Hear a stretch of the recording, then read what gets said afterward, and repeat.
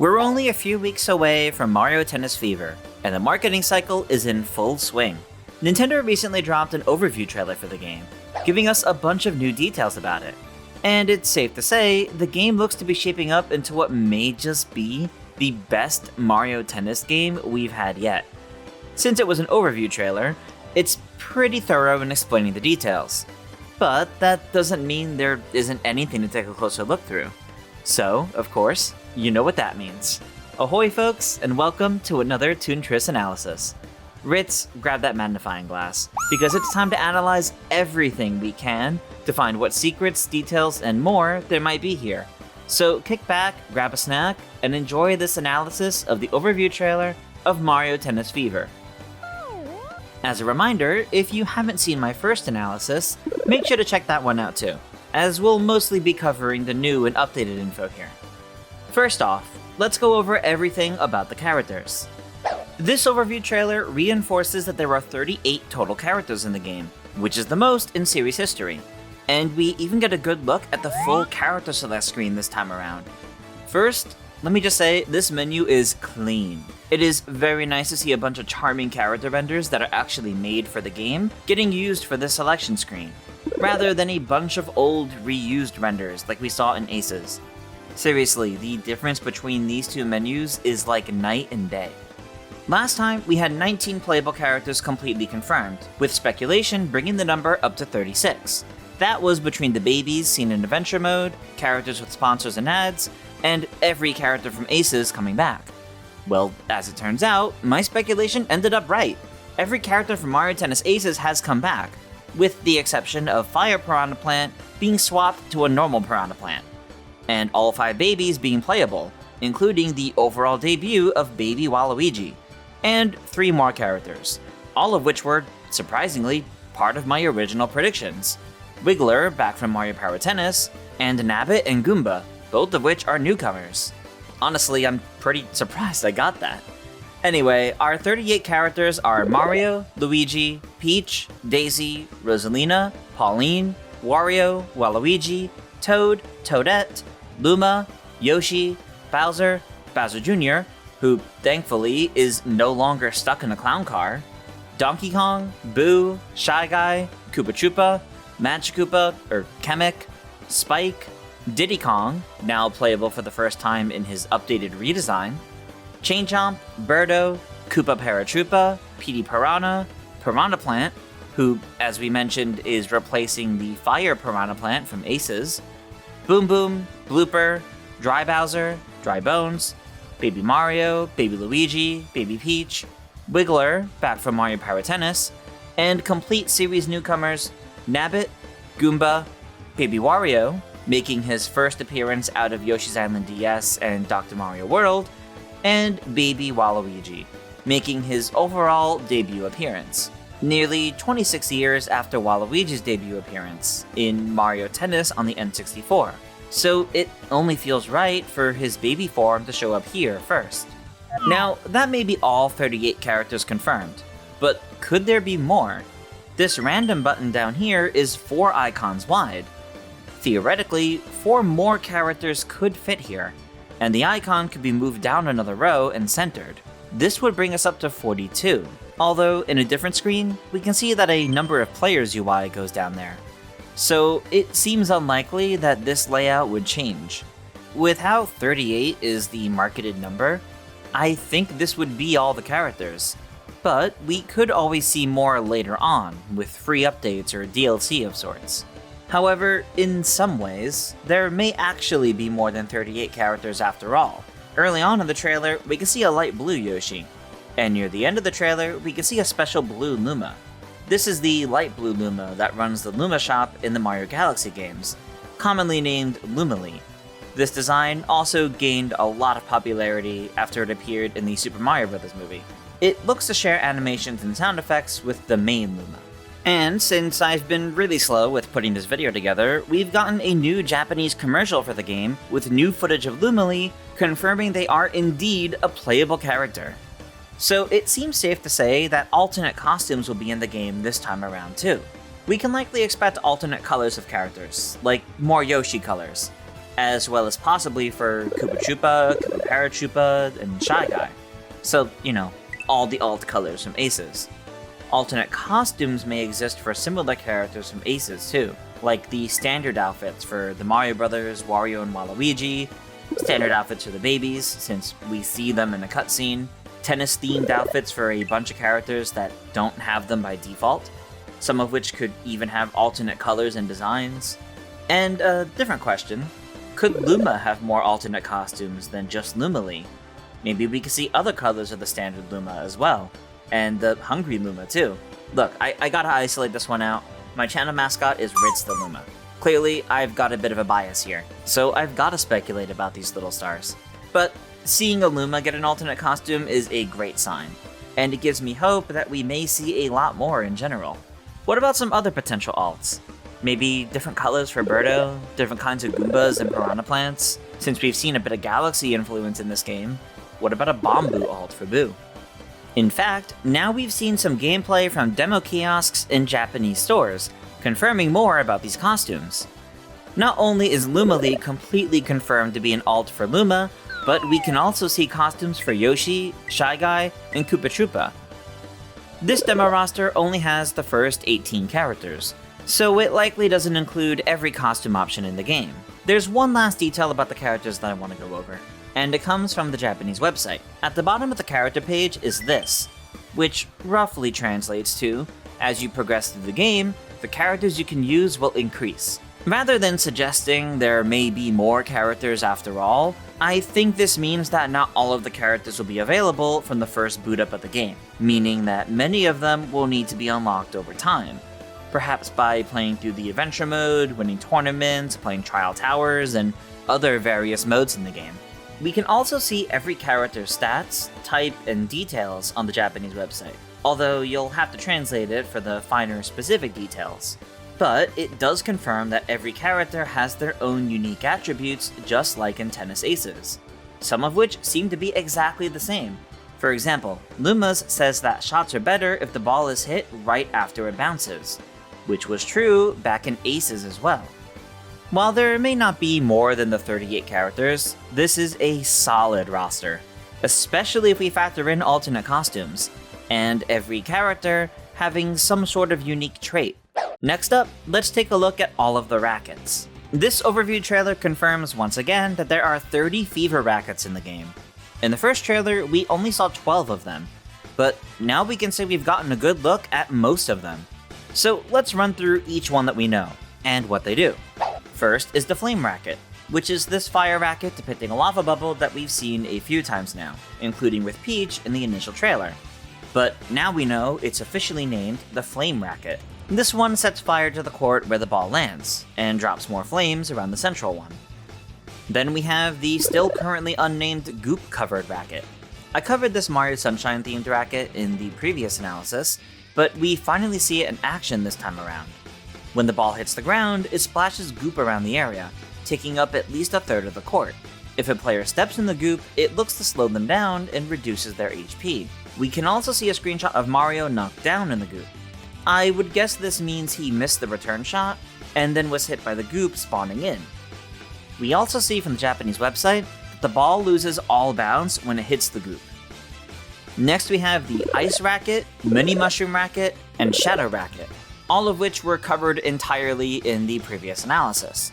So then we have the Pokey Racket, which turns the ball into a Pokey segment. When it hits the ground, it spawns in a Pokey that slides left and right, and then also breaks apart if a player runs into it, stunning them and depleting their HP. Next we have the Golden Dash Racket, which depicts a Golden Dash mushroom on the face of the racket. While we don't see the fever shot specifically, we do see the after effect, which allows the player to practically teleport across the court to hit the ball from nearly anywhere. We'll go into this a little bit more later, but this is clearly one of the power-up rackets that only last for a short amount of time. Next, we have the Thwomp Racket, which I covered in the previous analysis, but we know a little bit more thanks to a clip on Nintendo Today, and since the app blocks recording, this is the best I can get. We see Baby Mario get crushed by a Thwomp, and the entire HP bar is decimated, instantly taking him out of action. Now, this is interesting because it teaches us that the attacks on the HP are not all equal. Some things, like the Thwomp, can instantly take you out. Then we have the spiny-themed racket, which was covered pretty extensively in the previous analysis. So then we come to the flaming rock-themed racket, which we now know to be called the volcano racket thanks to a short video from Nintendo Today. This makes a small volcano appear where the Fever Shot landed. From then, at least 3 molten rocks are launched at the players on the court, forcing them to keep moving and avoid the landing AoE as they explode on contact. After the last rock is fired, the volcano disappears. Next we have the Typhoo-themed racket, which was mentioned in the previous analysis, but we might get a good look at it in action here. Pretty sure it's what Nabbit uses here, which spawns in a tornado where the ball lands. A ball approaching the tornado will get caught up as it spins around in a curve to the opposing side. We can see the exact moment it stops following Baby Peach's return and instead follows the tornado's. The tornado will spin around the court in larger circles, and players who touch it will spin out. Next up is the Metal Block themed racket, which we mentioned in the previous analysis, but now we get to see it in action. The Fever Shot turns the user metal for a time, likely making them immune to most hazardous obstacles. Not only do we have this small clip showing Diddy Kong turning metal, we also have this screenshot of Wiggler turned metal. Next up is the Bullet Bill racket, once again mentioned in the previous analysis, but now seen in action. The Fever Shot turns the ball into a high-speed bullet bill. This is a power-up, so the next few returns from the user will all turn into bullet bills. Next is the Banana Bunch themed racket. This racket doesn't really look like a tennis racket, and instead it just looks like a bunch of bananas with the green stem extended out into a handle. The Fever Shot drops a bunch of banana peels on the court, which of course can be slipped on. Then we have the Amp themed racket. This is a silver racket with a slightly jagged design below the face, and the face of the racket depicts an amp. This turns the ball into an amp, which places them on the court.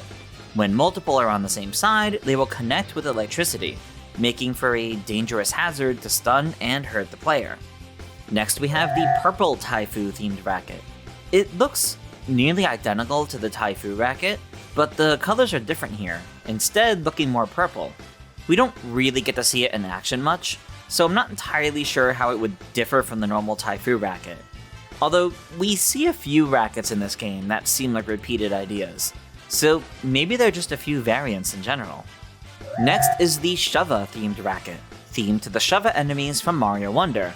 The head of the racket is turned into one of their large gloves, then stamped with an emblem for Shova. And we have an official screenshot showing Pauline getting shoved away. It looks like she just returned the ball. Next up is the Peepa themed racket, which is a white racket themed to Peepa. The head is shaped like a Peepa, and the face of the racket gets Peepa's face. We only slightly see it in action, but we'll come back to it later. Next up is the Star themed racket, which has the head of the racket shaped like a star, and the face of the racket has the eyes. This likely makes the user invincible. But would this really differ from the metal racket? Maybe the metal racket also makes your shots more powerful, whereas the star racket just makes you invincible? We do have this official screenshot showing Mario invincible, ignoring the goop. Next up is the Boomerang racket, seen during the Swing Mode segment. This creates a spinning boomerang around the user's side of the court. Presumably, if a ball hits this, it'll count as getting returned instead of hitting the court. Next up is the Magic racket, seen being used by Boo in the tournament, though we don't really get to see it in action much, but it looks to be glowing with Kamek's magic. Well, we actually also see an official screenshot tied to it. This shot with the Magic Koopa wand, and Peach's racket transforming into a frying pan, and the name of this file is Magic Racket. So this is an effect of the racket. But is this the Magic Racket being used by Peach, or on Peach by her opponent? My guess is this is Peach using the racket, and when her Fever Shot is activated, weird magic happens that changes up the court, rackets, and characters. That's 21 rackets so far, and on the screen confirming 30 in total, we see 25 small screens. The top left is Diddy Kong with the metal racket. For some reason, the clip just below is the exact same one, offset in its length.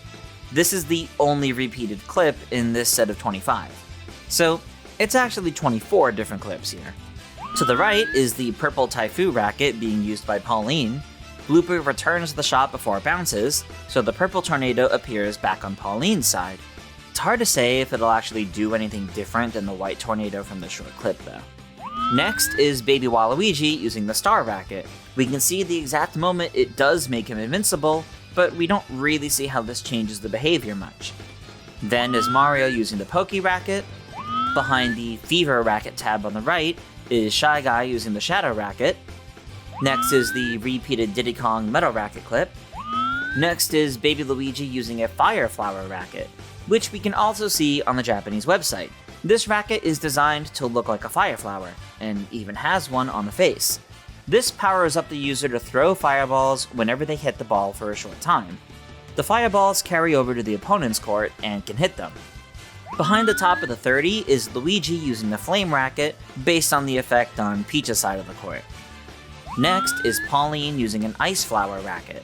The head is glowing with ice, and the racket is colored like an ice flower. The face of the racket also has an ice flower on it.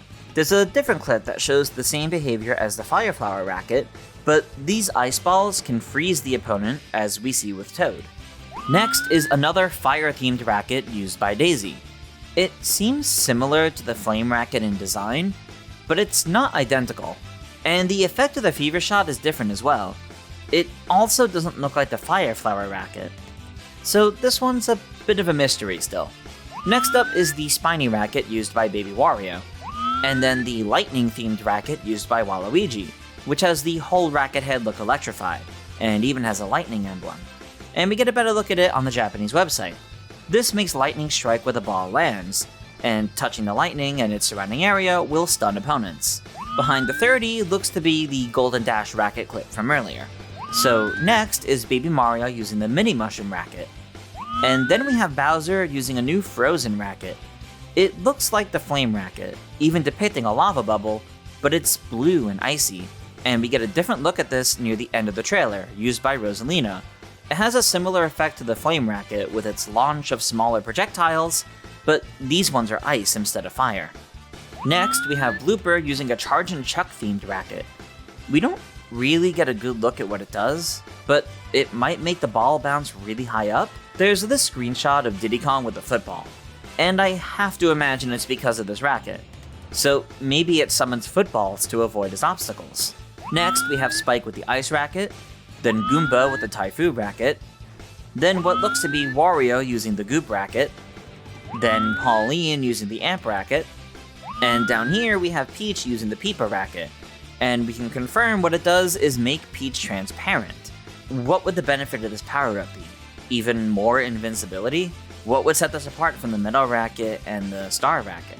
Next, we have Koopa Troopa using the Volcano racket, and then Daisy with the Banana Bunch racket. Then we have Mario using a black version of the Goop racket. We can also see Bowser Jr. using it in a different clip. This one looks to spread the goop in a more organized circle, but otherwise it's hard to tell if it's much different than the other brown one. Finally, we have Dry Bowser using a racket shaped like a 3-up moon. So what could be gained from using this one? Maybe it restores the user's HP? That would be pretty beneficial in a game like this. Adding in all the new rackets seen in this clip here, now our total is up to 29, leaving only one racket left to be discovered. So maybe it's tied to the story mode. We do see Fever rackets used in story after all. In fact, I strongly suspect all 30 Fever rackets won't be available right away, just like the characters, and will have to be unlocked by playing through the game's various modes. Based on this screenshot of the Japanese store demo, we can see all 30 rackets in the menu, though the unavailable ones are darker, and a bit more difficult to make out. The mysterious alternate flame one that we saw earlier seems to be tied to a fire bar. And the final unknown racket is this yellow square one down on the right. It looks to specifically be a question block, but we can't really make out any other details about it. What if it acts as a random racket, and causes a random effect from any of the other 29 rackets? But there's more to this Fever mechanic than just the rackets themselves. Fever shots, if hit back before they bounce, are actually returned to the sender's side. This means that any hazard-based ones have a risk factor to actually using them. They may be returned to you, and then you have to dodge them. So if you're using a hazard-based racket, you better make sure your opponent can't return it. You can also still do fever shots even with a standard racket, which basically just look to be like the zone shots from Aces. There isn't anything super special tied to them other than aiming your shot with a more special strike. As we mentioned earlier, there are some fever shots that enable some sort of power-up that only lasts a set amount of time. We can see from this arrow that appears next to your character, and that arrow depletes over time. So any fever shot powers will only last for a short amount of time, as seen here. So if you were worried about the Golden Dash racket, Metal racket, or more potentially being overpowered, hopefully this helps dissuade those worries. And during this clip in the game settings, we can see that you can actually equip multiple fever rackets. You can set fever rackets to none, 1, or 2. When 2 are set, it says you can press up before the serve to swap between rackets. This is pretty cool, and it might make for some really interesting combinations of characters and rackets, even more than we originally thought if players get to pick more than one racket. And this fever gauge can actually fill up twice. Previously, we hadn't seen a full meter get used, and I theorized that there may be something different when using a full set of 2 meters. But this time, we do see a full meter get used, and it simply depletes the second one, rather than both. So this means it doesn't take long to fill up the first fever gauge, but the second one takes longer to fill. Your HP is easily affected by the hazards. According to the trailer, when HP gets depleted, characters lose movement speed in singles matches, whereas in doubles, the teammate is just out until they recover. This HP system seems like it's more punishing for doubles matches than it does for singles matches. But maybe that's just my initial reaction to it here. We'll have to see how it actually feels during gameplay. At the end of the trailer, we get a look at a settings menu before a quick match, which is specifically the court selection screen. But before we actually talk about the courts themselves, there's a few other points to look at here. You can set a standard or likely dynamic camera, and below that, we can see the ball speed and bounce, not only of the selected court, but also combined with 3 different tennis balls. Slow, which has blue, standard, which has red, and high speed, which has Mario's emblem. And we can see that all of them change with Amiibo, reflecting the different character that you scanned. Next, let's take a look at all of the courts. In my previous analysis, we took a look at a bunch of these, including a few that we thought were exclusive to the Trial Towers. But as it turns out, they're here too. There were 14 courts in total, 3 stadium courts, being the grass, hard, and clay courts, 6 courts in the Tennis Academy. While we don't know the exact names for these, we can see that the courts are made of wood, stone tiles, a court that makes me think of Peach's Castle from Mario Tennis Open with its ground, a mushroom court, a sand court, and what looks to be a snowy or icy court. It's a bit of a shame that these aren't all completely unique locations, but at least the different courts themselves are still there for more gameplay mechanic options. Then we have an airship, a forest court, Waluigi Pinball, Racket Factory, which is a new one that we're seeing for the first time here. The gimmick version of this court has fever rackets spawning in, likely making for immediate temporary swaps. And finally, the Wonder Court, which is where all sorts of wonder effects can happen, as previously expected. If we count all of these different courts, even if many are the same area but a different terrain, this is still by and large the most courts we've ever had in a Mario Tennis game. Mario Power Tennis and Mario Tennis Aces both had 10 in total, so this goes even higher than both of those. Notably, the Ice Temple seen in the first trailer doesn't seem to have an associated court after all, which is a bit of a shame. And we saw this time around that courts have gimmicks as well. Of course, the gimmicks can be turned off for a fairly standard game of tennis, as we see a standard tennis game on the Wonder Court on the Japanese website. But we get a good look at the gimmicks for the Forest Court, which is about expanding the safe areas of the court itself, Pinball Court, which has all sorts of different effects with pinball bumpers either along the edges or within the court itself, Racket Factory, which spawns in fever rackets when the ball hits lit up portions of the court, and Wonder Court, which has a bunch of different wonder effects, including hoppos appearing, the net turning into warp pipes that change heights, spikes throwing spike balls, and dancing singing piranha plants. Many of these gimmicks, especially the Wonder Court, look to be more like mini-games though, which brings up the variety of modes that we see here. In addition to standard tennis, the gimmick courts were introduced when talking about different modes that the game has to offer, so maybe playing these gimmick courts are their own mini-games too. Sorta like power tennis having a special minigame on each court, such as the blooper volley or terror tennis. This is backed up by the UI for the Wonder Court match not having the usual tennis match UI in the bottom, but rather collecting Wonder Seeds instead. So maybe the gimmicks of the courts that we just talked about, rather than just being a gimmick version of each court, are also dedicated minigames. Being talked about in the section of the trailer dedicated to different modes would back up this idea, especially following Ring Shot. And Ring Shot is the classic Mario Tennis game back once again. We see it on the Stadium Hard Court. More than likely, it will be available in the rest of the Stadium courts at the minimum, which are most likely for different difficulties. The Trial Towers task players with completing a series of missions to reach the top of the tower. It reminds me a bit of the gimmick tournaments from Mario Power Tennis. The Japanese website shows off some of the menus for it as well. There were 3 Trial Towers. When one is completed, a check mark appears in the upper left. This text down here roughly translates to, once you clear a tower and reach the top floor, the next one is unlocked. Each tower also has a silhouette in the lower corner. At first, I thought these are trophies, but it's actually the tower itself. But what would make it not be a silhouette? Maybe simply clearing the tower by reaching the top floor isn't enough, but something else must be done in order to truly complete it. The specific mission we see in this trailer is a team-up of 3 babies going up against Bowser. Worth noting that the mission name is Baby Solidarity. So Trial Towers may not be like a tournament, where you pick one character and run through every mission as that character. Instead, these may be a series of missions where each one changes your character, racket, and more, essentially getting you, the player, to try a variety of different characters and rackets. Like I pointed out in the previous analysis, you get 3 chances at a mission, as depicted by these hearts up top. And Trial Towers can also be played in multiplayer, with up to 2 players. Next, we have the Tournament mode, the main mode that you all know and love from the Mario Tennis series. Right off the bat, it's worth noting the characters that we see here. It is so good that this tournament looks to be making full use of the roster of characters. Aces never added all of its free update characters to the Tournament mode, making most replay value get stale very quickly by only using the base roster. But that's not the case here in Fever. Any character looks to be able to show up in the Tournament mode, and that's just great. The match that we see is the start of the Flower Cup, which uses the Clay Stadium court.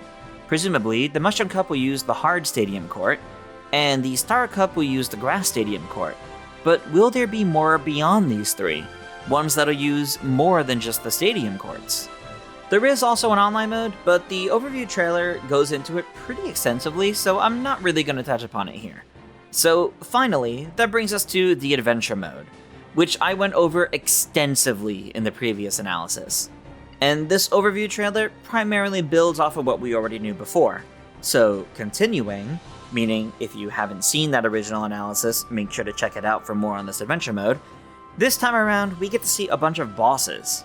We get to see King Histocrat from Super Mario 3D World, tasking the players with hitting the spike balls sown by the spikes to actually damage the king, a Cheep Chomp, where you must hit back the Cheep Cheeps to hit it, and Petey Piranha, where you have to return Petey's goop shots back at him, then use a Fever Shot to target his belly button weak spot. While Player 1 seems to primarily control Baby Mario for this mode, it looks like Baby Luigi often comes in as a doubles partner for the mode. We see him helping return bullet bills against Bowser's airship, and also to fight Histocrat. Will the same be the case for Baby Peach, Baby Wario, and Baby Waluigi? It's hard to say. We do also see other instances of doubles partners in this mode though, with DK and Daisy helping during the other bosses. And with that is everything I could find from the overview trailer for Mario Tennis Fever, and I'm really excited for it. In my original analysis, I said this might just end up being the best Mario Tennis game yet. Now that we've seen even more with this overview trailer, I'm getting pretty confident that this may really be the case, especially since I might be able to play as a Blue Luma as my main, and practically play as Ritz. Of course I'm looking forward to it, but what do you all think? Did you spot something I missed, or have your own thoughts on everything? Make sure to let me know down in the comments below. Thank you all so much for watching this in-depth analysis of Mario Tennis Fever. But if you want to see more Mario Tennis content from me, let me know. If you enjoyed the video, please make sure to leave a like, subscribe, and consider becoming a channel member for more gaming goodness from me. The support all really helps out a bunch. But until next time, farewell everyone. Special thanks to my channel members at the Co-Star Luma tier: Kiss My Flapjack, Game Explain, Thale Caesar, Azure Pip, Swiftjar, and Simpsons703.